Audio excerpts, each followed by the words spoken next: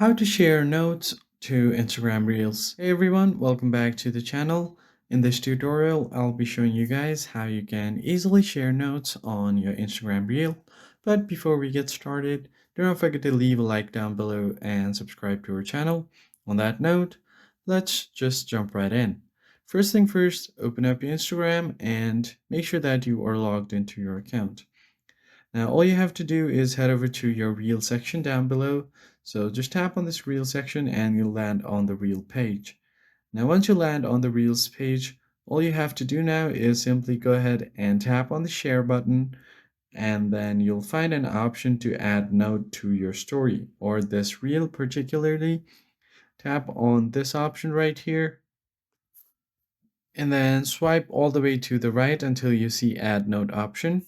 And here you'll be able to type in something related to this reel and then tap on share. Now, anyone who follows you and if they come across this reel will be able to see this particular note. And if they double tap on it, they will be able to like this.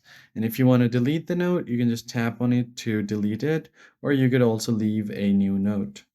So that's how you add a note to your Instagram Reels. I hope you found this tutorial helpful. I'll catch you guys on the next video. Thanks for watching.